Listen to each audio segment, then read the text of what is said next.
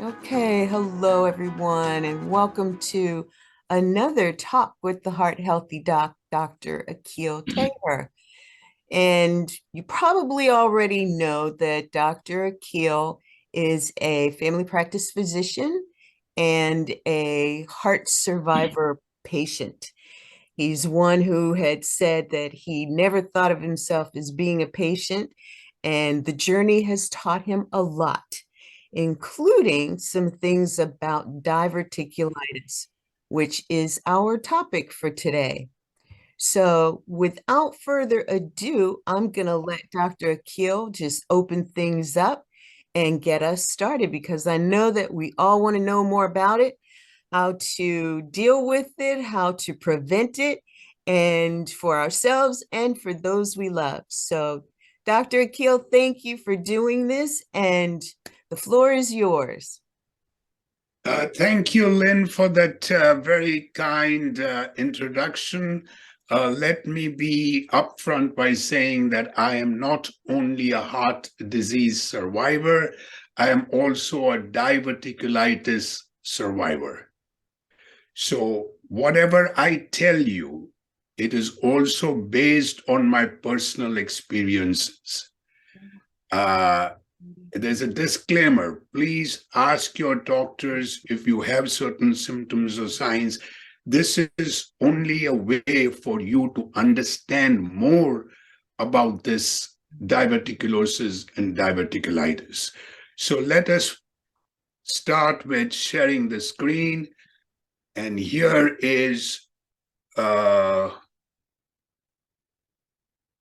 I have to close this one. And I will start the slideshow. Here we are. Okay, so let me get this out of the way a little bit in terms, that's better.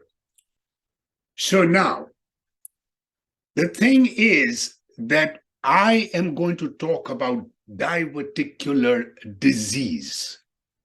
Diverticulosis and diverticulitis are both diseases that come under the umbrella of the diverticular disease. But before I embark and let you know a little bit more about diverticulosis and diverticulitis, let me show a little bit about the large intestine. The large intestine or the colon is a big question mark canal or which is lying in your belly, in the lower part of your belly, or in your lower abdomen. Now this what you call is your colon. Now, when food that is digested in the small intestine is brought to the large intestine for recovery of water and electrolytes and formation and storage of stool or fecal matter that eventually goes up to the rectum and anal canal and evacuated. So the purpose is to retain the water and electrolytes and to form stools. These are the little diverticulum which we'll talk about. So the next slide is, what is diverticulosis?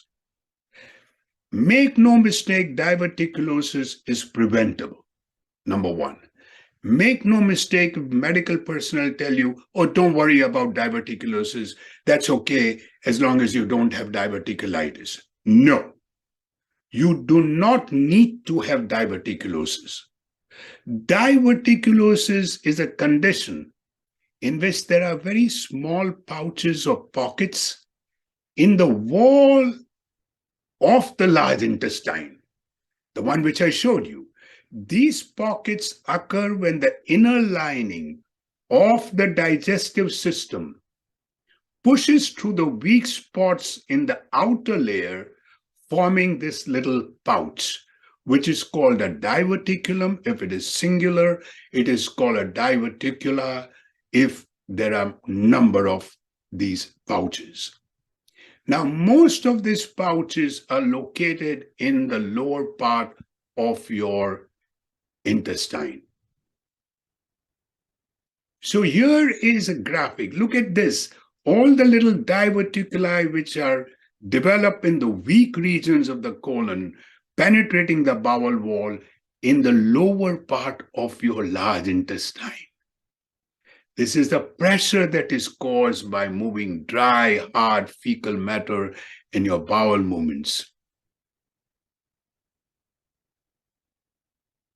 So who gets diverticulosis? Now you understand that there are pouches that are coming out into the wall of the large intestine. So who gets diverticulosis? It is a disease of the Western society. It is because of the Western diet. It is because of the standard American diet. Common conditions, it is a very common condition in the US. 30% of US adults between ages of 50 and 59 have diverticulosis. Half of all people over 60 years have diverticulosis. Nearly everyone by the age of 80 have diverticulosis, those little pockets in the colon which should not occur in the first place. It is considered unusual in people under 40 years of age. Not true. I put this because this is what literature says. I don't believe this, because if you are under 40 years old, how do you know the prevalence rate? These are the young people who do not get a colonoscopy. These are the young people who do not get a CAT scan, but they are still forming the diverticulosis. So I think this is understated. You can start your diverticulosis even younger than 40. What causes diverticulosis? What it is, the diverticulosis is caused, number one, and this is a take-home message, low fiber diet. A low fiber diet leads to constipation, leading to straining during bowel movements. This straining increases the pressure into that large intestine within the digestive tract. The combination of pressure, and the pressure is increased, and you are straining to get this hard stool out. Over many years, this is continuing to move these hard, small pieces of stool through your large intestine, creates weak spots in the intestine. And these create pouches or pockets known as diverticulitis. So signs and symptoms of diverticulosis. First of all, let me just go back and say that generally speaking, you require a lot of fiber in your diet, at least 38 grams of fiber a day. That is a minimum. You know how much an American, both all of us, have 15 grams of fiber a day. So basically, it is the fiber. Then the signs and symptoms of diverticulosis, most people have no pain or symptoms. That is why the doctors say, don't worry. And because remember one thing, you can get a severe attack of diverticulitis without ever knowing that you had diverticulosis. So we have, most people have no pain or symptoms. You can get constipated. You can have gases and flatulence. You can get bloating. abdominal cramps, usually in your left side, you get pain, lower left side, which comes and goes, gets worse shortly after eating. And emptying your bowels and passing wind eases the pain. There is difficulty in passage of stools, and occasionally there can be a little blood or mucus in your stools. We have not gone into the inflammation and the infection part. This is just what diverticulosis can sometimes do, so that you understand that if you have these symptoms, go to your doctor. Think about this. Get an colonoscopy done so to find out whether you have diverticulosis or not.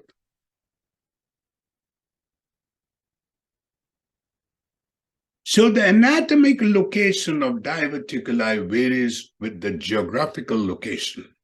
So Westernized nations, North America, Europe, Australia, have predominantly left-sided diverticulosis on the left side. People and 95% of the diverticuli are in the sigmoid colon. The sigmoid is a part that I showed you. That part is a little narrower, so it gets more pressure. And so it gets more pressure, and so you have to strain a lot more.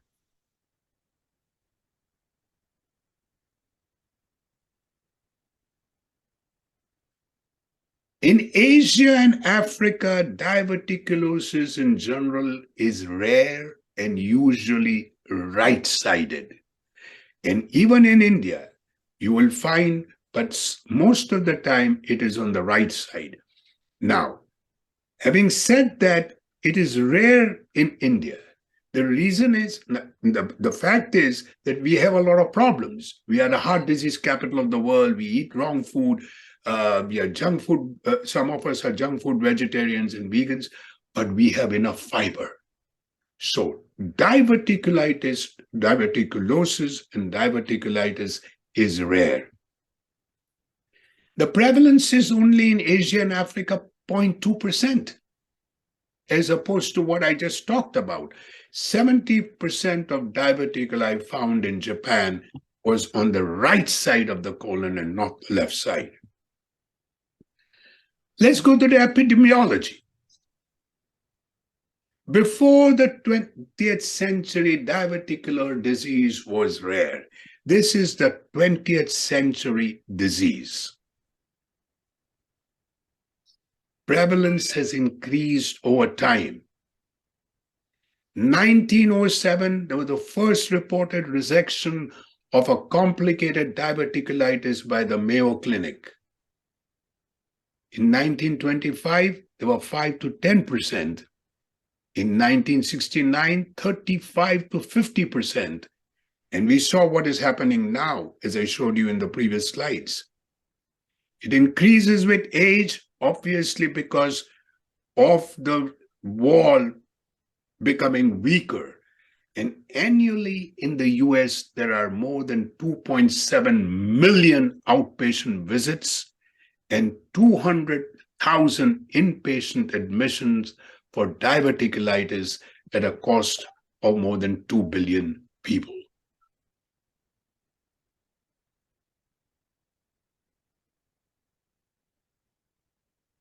Now, gender prevalence depends on age. What we found was that in males, it is more so than the females when your age is less than 40 and age is between 40 and 50. Possibly because of the estrogen effect that may protect the bowel wall. But once you reach 50, between 50 and 70, more women than men get it. And similarly, after 70 years, females get it more than males. So what are the lifestyle factors associated with diverticular disease? Again, diverticular disease is diverticulosis and diverticulitis. So you have a low fiber and you get a diverticular disease. Western diet is low in fiber with a high prevalence of diverticulosis. Obesity associated with diverticulosis, particularly in men under the age of 40. Lack of physical activity. You have to have at least moderate strenuous activities like 30 minutes, 5 days in a week, and then 2 days for muscle strengthening exercises, along with, and smokers tend to get it more, and you have to have a lot of liquids too.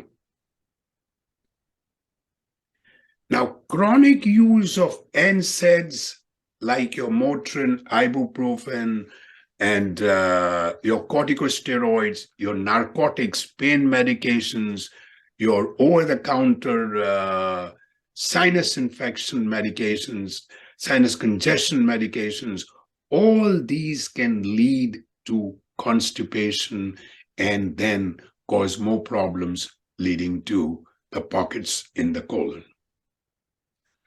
So how do you control diverticulosis?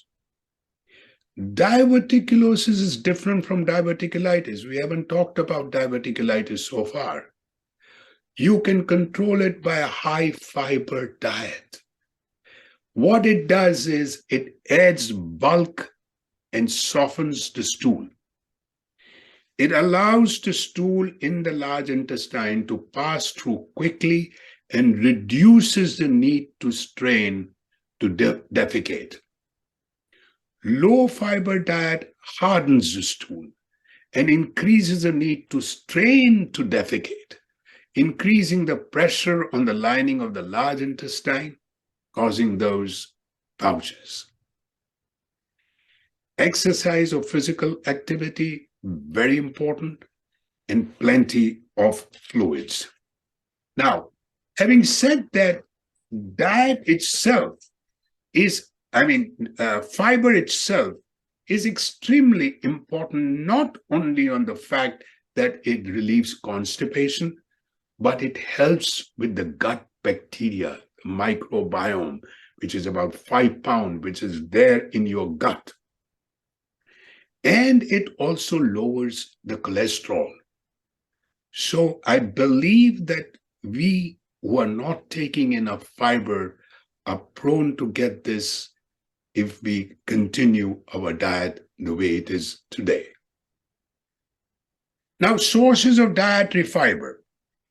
What I would like to point out that yes, dietary fiber is found in whole grain cereals, cereal products, beans, lentils, legumes, fruit, vegetables, nuts, and seeds. Now think for a moment, what is a whole food plant-based diet? Exactly this. So if you take a whole food plant-based diet, you do not need to take any extra fiber. You can get roughly 70 to 80 grams of fiber by taking a whole food plant-based diet.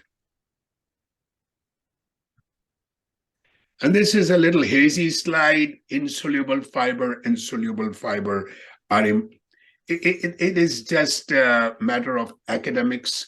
You can take the insoluble fiber, eases and prevents constipation, good for colon health, and the soluble fibers, they help you to feel, they slow the digestive process, they help you to stay full longer and improve your blood cholesterol and your blood sugars. Now, you have insoluble like your wheat bran, veggies, whole grains, and your soluble ones are the ones which dissolves in water, oat bran, barley, nuts, seeds, beets, lentils, legumes, peas. These are all the soluble fibers. But this is not really important. Important thing is to just take enough fiber.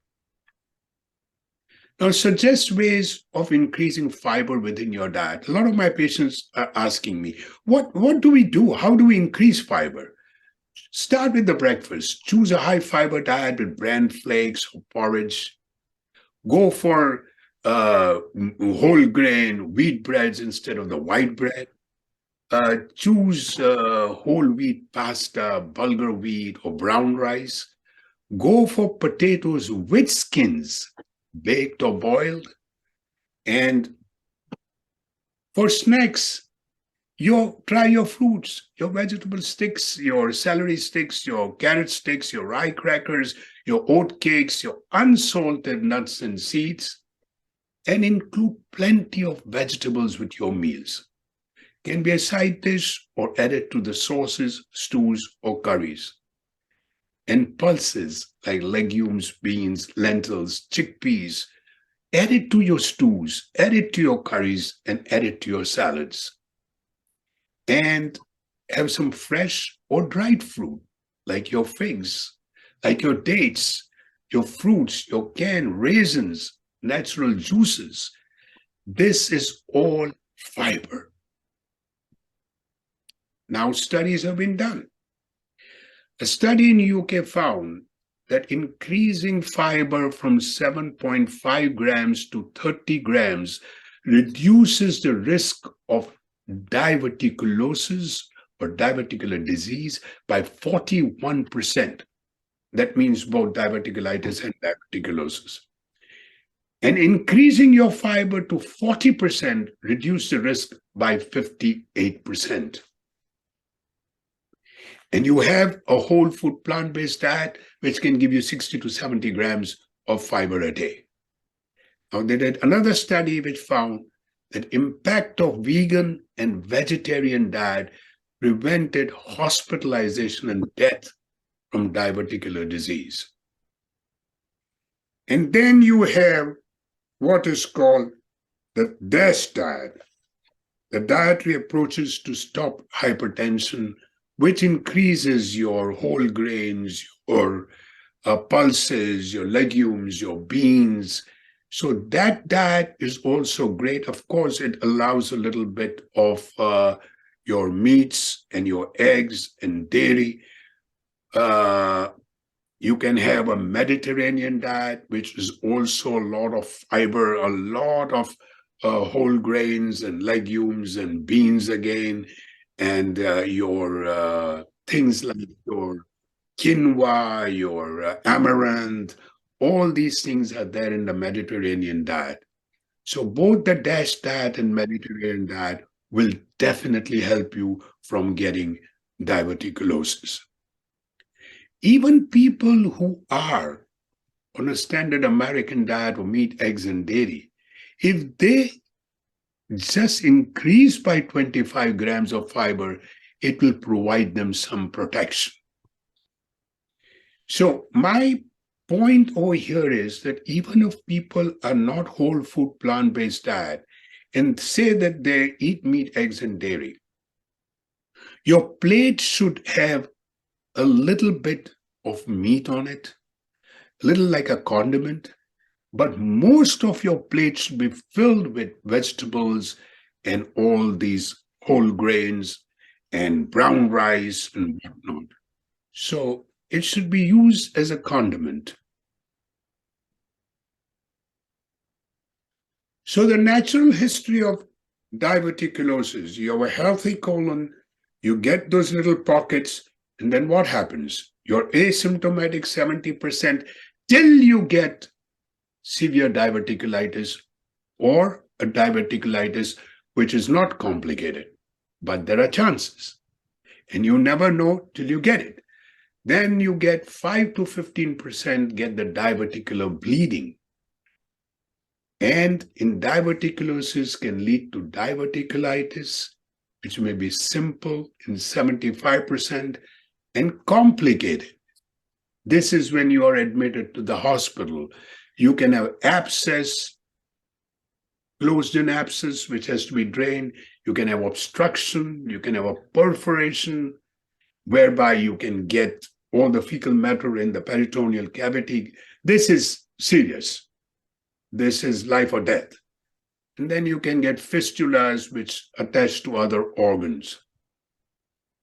Now, You can have a simple, uncomplicated diverticulitis, which can be sometimes not responding to antibiotics orally, and you may need to be admitted. So we go on to the next thing, is what is diverticulitis? Now we come to the main thing.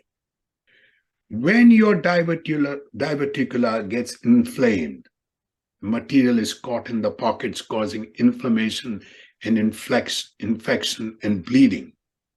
You see, think of a balloon. Like a balloon, as a diverticulum expands, it forms a thin wall compared to the rest of the colon.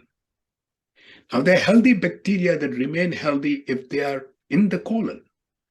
But the moment they get into the pouch, the diverticulum, they can escape through the thin wall and cause infection surrounding the diverticulum, which is called diverticulitis. It can be uncomplicated diverticulitis, it can be complicated diverticulitis, and it can be diverticulitis with bleeding. So what are your signs and symptoms now? There are people who have had diverticulosis and symptoms, and it can get worse. There are people who got diverticulosis have no symptoms. So this is the first time for them. So they get the tenderness in the left lower quadrant if you are in the US or the European countries, or the right if you're in Asia or in the eastern part. You can get abdominal cramps. You can get infection, which leads to fever and chills. You get nausea, vomiting, blood in the stool. And this, the diagnosis of diverticulitis, is a classical history. It's a constant pain to start with, the left lower quadrant or the right, as we talked. And it is for several days prior to the presentation with fever and chills. And it has got each day a crescendo quality. Each day is getting worse. It's constant, not colicky, not that you get it and then you're relieved of pain. It's a constant pain. And fever occurs in 57 to 100% of the cases. So, in one study, less than 17% of patients with diverticulitis had symptoms for less than 24 hours. So you always have it slowly progressing till you start getting fever and chills. So treatment for diverticular diseases. And again, when we say diverticular disease, we say diverticulosis and diverticulitis. In diverticulosis, a whole food plant-based diet, a diet rich in fiber, soluble or insoluble. Now, if you get an acute, uncomplicated diverticulitis, say you are having a little fever, your chills, and it's not that bad, you can get with antibiotics orally, nothing by mouth or clear liquids for 2 to 4 days, symptoms will improve because you are now giving rest to that inflamed colon. So you have to give rest. And this is the only time that you have to start using a low fiber diet. I repeat, the only time that you have to use a low fiber diet. In no other diseases where you have to use a low fiber diet.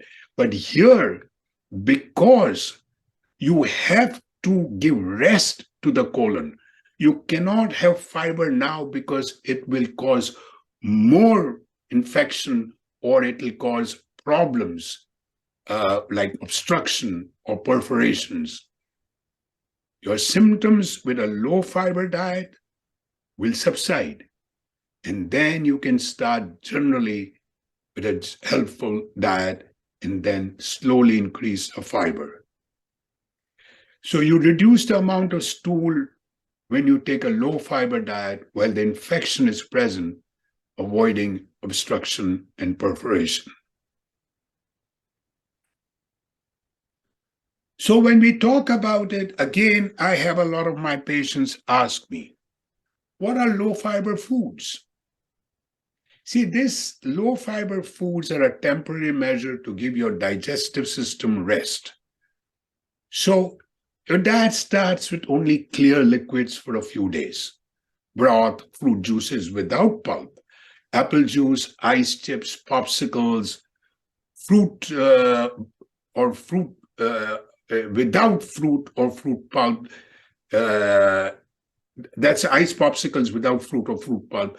Your jellos, your water, tea, or coffee without cream. When you do that, start feeling better in 2 to 4 days. Now you can slowly add to low fiber foods. Canned or cooked vegetables such as green beans, carrots, and potatoes without the skin. Refined white bread, which is horrible otherwise. But right now, it is going to be the way to go. Fruits and vegetable juice with no pulp, low fiber cereals, white rice, pasta, and noodles. You should feel better in 2 or 3 days of starting the diet, and antibiotics.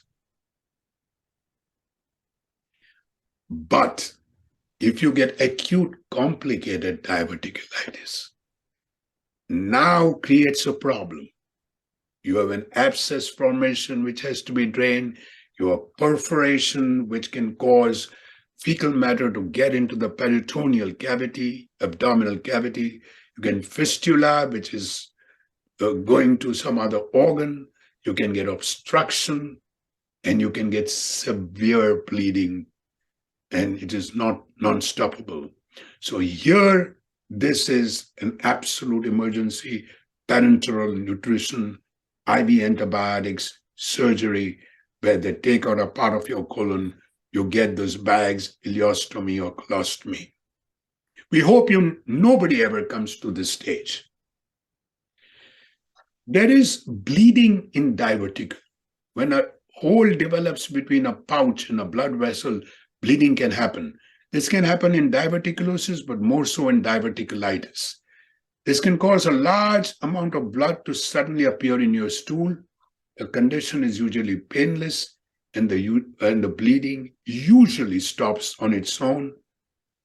But in rare cases, bleeding can be severe enough to require a transfusion or surgery. So this is, again, an emergency. Look at this. Does it have any fiber? No. Fiber. This is when the fecal matter bursts into the abdomen from a ruptured diverticula. Now, I also get a lot of questions each time I've talked about this, or again from my friends and family and patients. Do you need to avoid foods like seeds, corn, popcorn, and nuts? No. Categorically, no, you do not need to avoid these foods. This is a myth.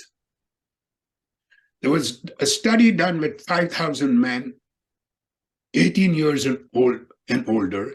They were given a lot of these foods, seeds, corns, popcorns, and nuts, and there was no increase in or getting diverticulitis.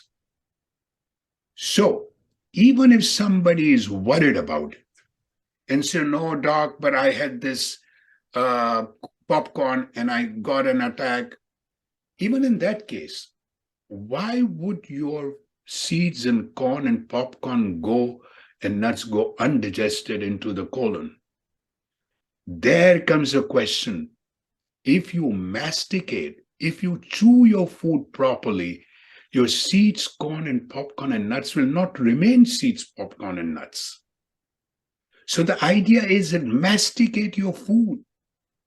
What we do here in America is that we just swallow our food. All the digestion starts with the saliva, with the enzymes in the saliva. So you have to chew your food, they say 28 to 30 seconds with each morsel of food. If you can chew your food well, you're not going to have this problem, even if you believe this is true. So now comes a topic which people rarely want to talk, and it is not, in people who have not had lunch, maybe they should avoid hearing this. I don't really know.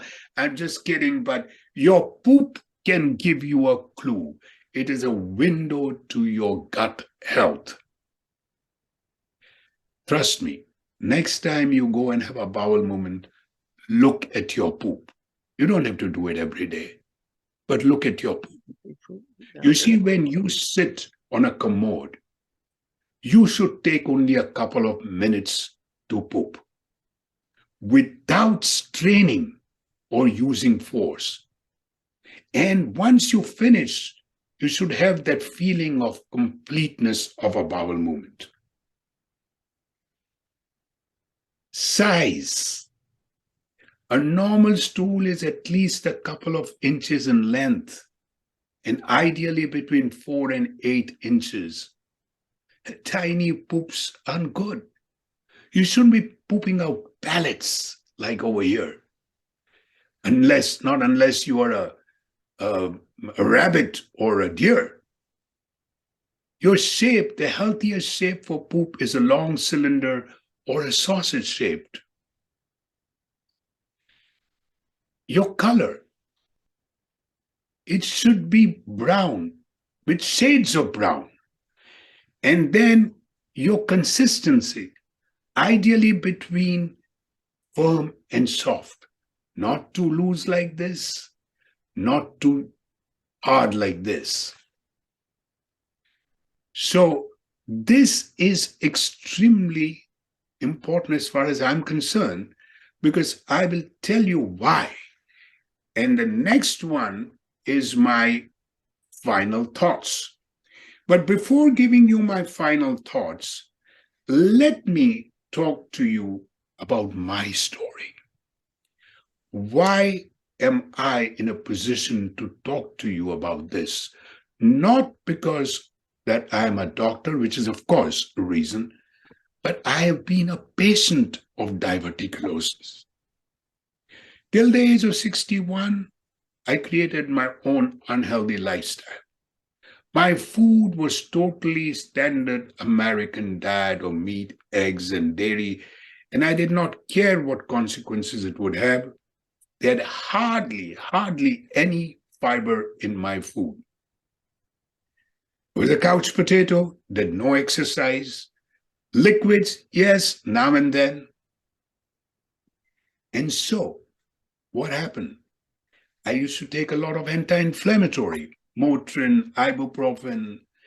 Then when I used to get sinus infections and bronchitis, I would be taking all this cold medications, which all these cause constipation.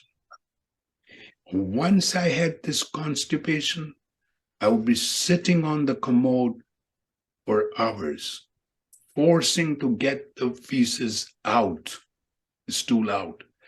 And I would not get the completeness. I would go twice or thrice and would have bloating and mucus, and this would continue. Now, this was a time when I developed the diverticulosis, the pockets. So one fine day, I had the fever, the chills, the mucus, the blood, and I had to go and see what was going on. I had diverticulitis, which was not complicated the first time, but I had oral antibiotics did not work on me. I was admitted in the hospital with IV antibiotics, IV fluids, antibiotics for 14 days, suffered from mouth ulcers for months after that. And twice I had perforation. So these perforations were microperf. So they were kind of dangerous, but you could avoid by I got myself stable in the hospital, and therefore I could avoid having to undergo surgery. But second time when I had my diverticulitis, here is a picture that I want you to keep in mind. My surgeon, a friend, who is looking over me in the surgical room and telling me, Akil, if we do not do surgery on you now, you may not survive. Now, having said that, I refused surgery. I got onto a proper whole food, plant-based diet with an ample of fiber, up to 70 to 100 grams of fiber. I have had in the last 10 years or so or more, I have had no problems of diverticulitis symptoms or diverticulitis. It is all in the back burner. So, folks, this is my request to you. Include your fiber. The number one thing that you take home with this talk is fiber. Number two is fiber. Number three is fiber in any form. And see that you take enough liquids with fiber, because otherwise you can get an obstruction.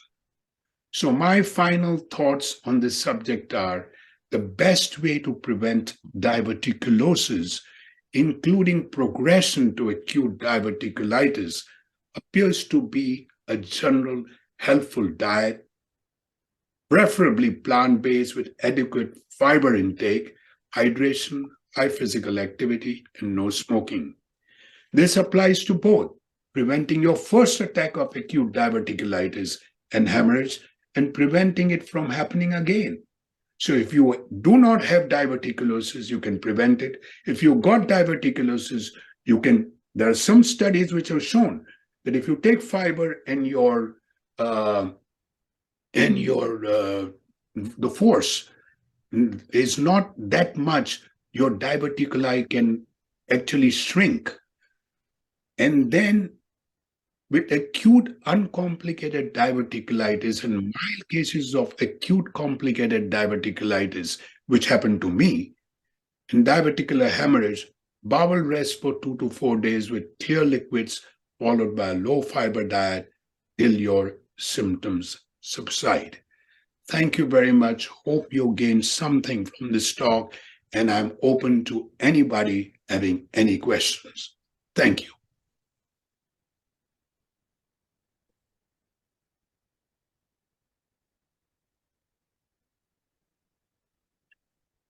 Yeah, you can unmute yourselves now. Villain, can we unmute?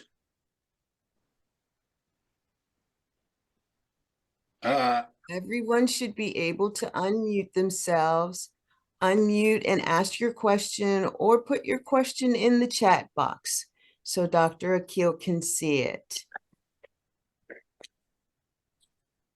Good morning, Dr. T. Hi there, how are you? And I am. Yes, Lloyd, how are you doing? Doing okay? We're sitting in Bass Pro watching you. Oh, wow. Thank you for being here. Do you have a question, Lloyd? Yeah, I am, Mike. Well, I just have a problem, with the constipation, but you've been very helpful on this. So I'm just going to have to start doing more fiber, I'm sure. Yes, you see, the trouble is, like I said, whether you are a herbivore or a carnivore or you're plant-based, that is not the important thing. Important thing is to take a lot of fiber. And maybe somebody does not have a question, but I get repeatedly asked, what about this psyllium, the metamucil and all that?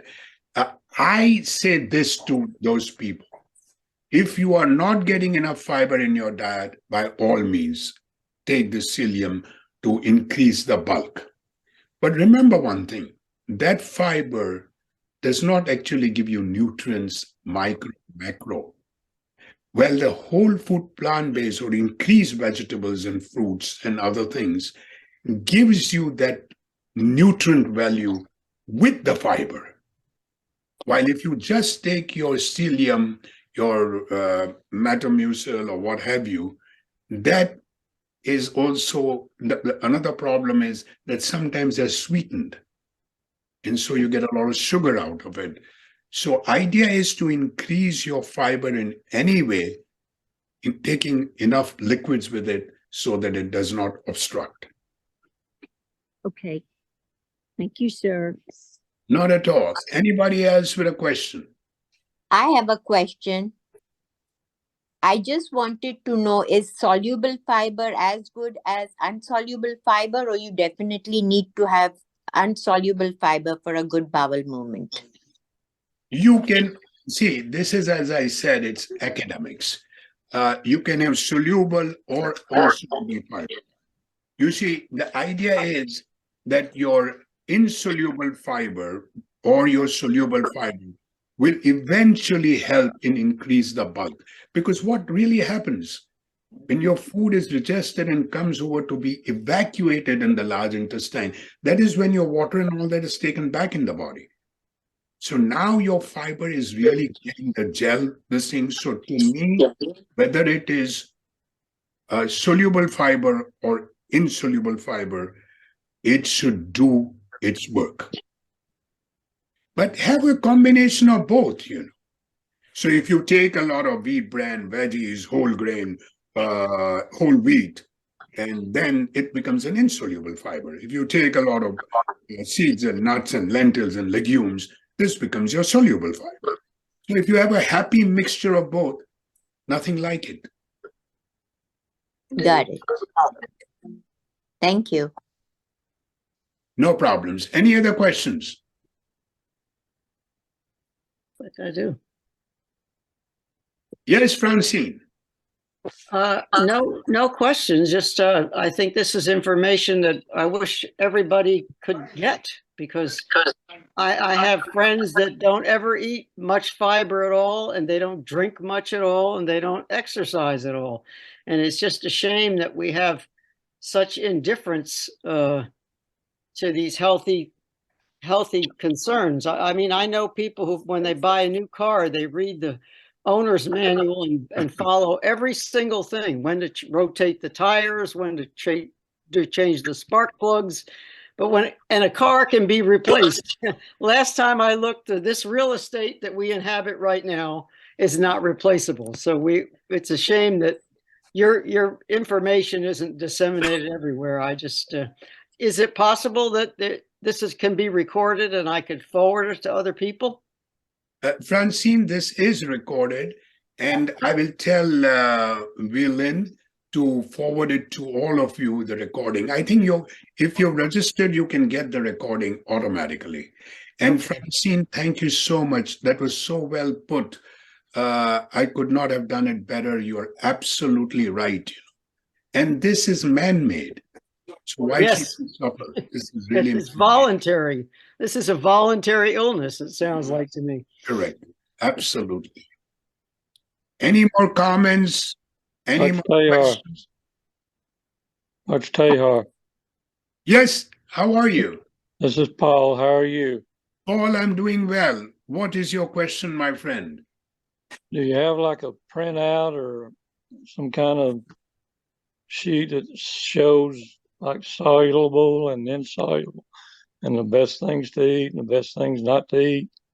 You know, my whole recording with the slides, with all the foods and how to increase is available to all of you. Okay. Paul, this will be able. Am I right, Willin? Okay. Yes, you are. Okay. So you can get this to your, and that it is mentioned how to increase your fiber and all that. And I will put out a little bit about insoluble fiber and the soluble fiber also, and send it out to you. All right. Thank you, sir. I have one more question, just a housekeeping question. How do I access the recording? Is it in the email you sent me to sign up? Is it there? How do I get to the recording? You will be sent an email that will have a link to the recording. We're also going to make a page so that you can get to this recording and all previous recordings as well, just from great. that one page. Okay, great. Well, thank you. Because the last time I did on high blood pressure, Yeah. the next one I'm going to do it on is women's heart disease. Oh, okay. Which is different, which is so many times missed and dismissed both by patients and doctors. Wow. Okay. And I intend doing this practically every month unless I'm traveling, so that we are in the now, we know exactly what is happening. People who have questions, people who disagree with me, people who agree. I have no problems. Let it out so that if I don't have the answers, we can all look for answers. But it is high time we change the thinking of people in this country and all around the globe. Thank you very much, Dr. Tahar. This is an answer to prayer. Great. Wow. Thank you. This is Leanne. I have a question. How does this, working with children, a lot of kids don't have good, they don't eat a lot of fruit or vegetables. The parents don't push it. Does this set them up for later in life to develop this? Like all these kids that, every time they come in the office, they have stomach pain. We do x-rays, they're constantly constipated. How does that set up for them when they get older? Is that a set up for diverticulitis? Excellent question. Yes, ma'am. This is when the time when the diverticulosis starts. Maybe their gut lining, they're not yet weakened walls, so they may not have as many diverticulosis pockets, but this is when it starts. No lo he visto. Oh, hello. Okay. This is when it starts in children. And when is everybody there? Yes. Yeah, I think so, yeah. So the diverticulosis will start at a younger age. As I explained in my talk, that below the age of 40, they say it is rare. We don't know whether a 20-year-old has these pockets, which one fine day when he's 50 years old comes into the emergency room with an acute diverticulitis. Wow.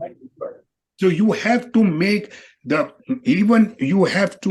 children start eating fiber along with their foods. That's why we say fruits, vegetables, legumes, beans, all these things should be there on the plate, even if they're having a meat and eggs and dairy. You have to increase their intake of vegetables and you're right that when you are young, we don't know, because we don't do on 20 years and 25 years and 10-year-olds. We don't do colonoscopies. There's no need to get into say a CT scan. And they come around with pain. It could be diverticulosis, but X-rays are not going to show it. The white blood count will not be high till it is diverticulitis. So you're playing, you are sort of shooting in the dark. So my take on this is, the excellent question is, start them young.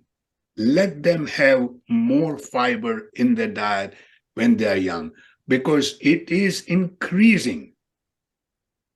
And having had it myself, I can tell you, it's no easy joke to listen to a surgeon telling you, "I want to open you now." Thank you. Any other question? I love the questions so far. Keep on coming. Or hello. Any more? Are we done? Lynn, take it over, my dear, and we can end this show. Okay. Thank you, Dr. T. Yes, Yes. thank you, doctor. Thank you very much. you. Thank you. And thank you for being here. Yeah, very Thank you, useful. everyone. Look out for an email with the link to the recording, and we will look forward to seeing you next month. Okay. Do you have a date yet? I wish I could see it on. We do, and it is May 30th, I believe. That's Memorial Day weekend. That is, but it'll be recorded. Okay. I'll Yeah. make sure that it's in the email. The Okay, next- thank you very much. It's May 12th. May May 12th. Thank you. Oh, May 12th. Okay, I'll put it in my calendar. Thank you. And you will be getting an email to remind you. Okay, thank you. Thank Okay, you. guys. For the useful information. Thank you. My last statement to all of you, please, some of you, look at your poop. Bye. Take care. Okay. Thank you, Thank you, doctor. Bye-bye. Everybody. Bye-bye. Bye. Thank you. Bye. Thank you.